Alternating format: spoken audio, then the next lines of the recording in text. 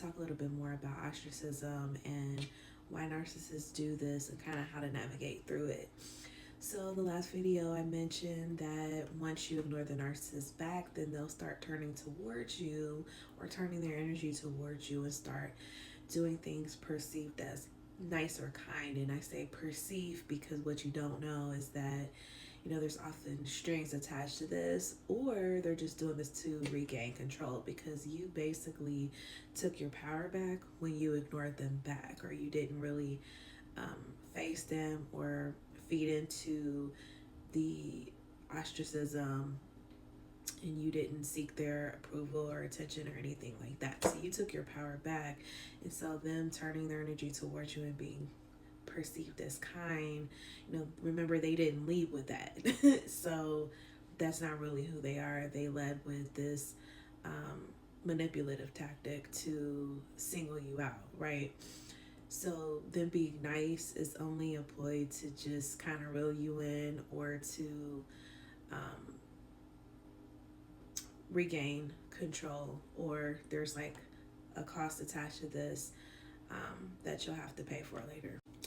Also, they didn't lead with this kindness because they want you to do the labor, especially the emotional labor, and work for their attention and work for their acknowledgement, their approval, their affection, whatever. They want you to do the labor. They want you to chase them. So my advice is to starve them out. Stop performing for them.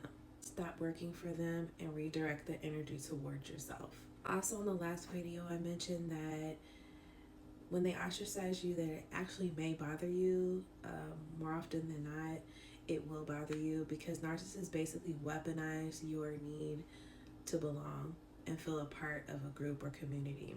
They weaponize your need to feel wanted. So the thing is, back in ancient days, our survival, our literal survival depended on being a part of a tribe or a pack. So like being able to eat and things like that depended on us being a part of a group. That is no longer the case. You don't need a group or a tribe in order to survive. That's why I recommend being self-sufficient. You can be successful by yourself. Like, you don't need anybody else in order to survive. Like, you can be self-sufficient and be just fine. But they want you to think that your survival is dependent upon them. It's not. So now I will say that community is important. So it is important to be a part of communities that are healthy. So when we talk about community, like, that doesn't mean be a part of any community. Like, be a part of community that is welcoming and it has basic levels of respect, right? Because narcissists lack that.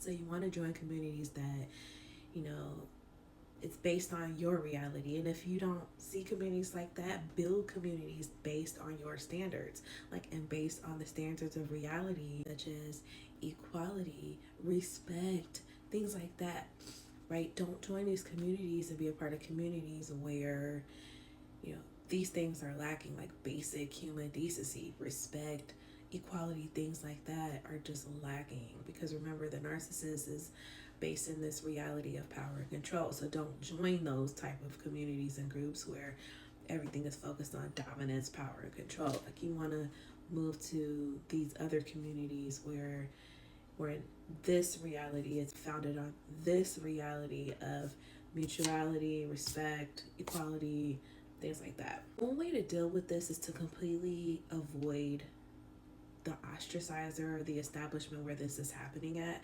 And I always say that an ostracizer is not necessarily a narcissist, but a narcissist is always an ostracizer. So my platform, I'm referring to the ostracizer as being a narcissist, okay? But you can kind of take this advice at your will, right? And just kind of figure out how you can navigate through this if it's not a narcissist. Now, like, if you're dealing with an establishment or something, you're going where you're facing ostracism, like you're not being acknowledged, it could literally be like you're going to get service somewhere, like you're literally not being acknowledged, and it's very clear you're not being treated the same as other people, whatever. So you can do like the straight up avoidance, like, I'm not patronizing this business anymore, Or you can just create boundaries, say this is a one-off for somewhere. This is somewhere that you frequent, that you've been patronizing for years, or whatever. um, you don't want to withdraw your complete support. We'll just enforce some boundaries and say, hey, when I come to this establishment, I'm not going to be placed at this person's table. I'm going to request to sit at someone else's table or whatever, because it could just be this individual. As far as a group, same thing, complete avoidance. Like, if you can not be in this group, you kind of have to do a benefit analysis. Like, is it beneficial, more beneficial for me to be a part of this or not, right? Where does the value lie with this group? Like, how valuable is it? And so you could do like a straight up avoidance of this group, remove your membership from this group, or you can work on the people there, the other people there, and like get people on your side. So this is another way to combat ostracism, and that is through building allies. You can also do this in the workplace. Um, the more people you can get on your side, the better. And this is really what will destabilize the ostracizer. So you work on building relationships with other people in this group, right? And this happens if you can do this like going into the group and you already have built these relationships before you get ostracized. But even once you've been ostracized, you can still find people that might be neutral or that may be on your side, because everyone's not drinking the Kool-Aid.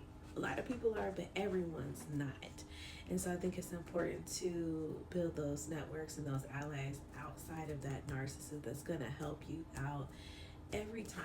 And then the last thing you can do is just to accept that this is what you're dealing with. Like, you're dealing with the ostracizer, you're dealing with someone who has physically turned their back on you.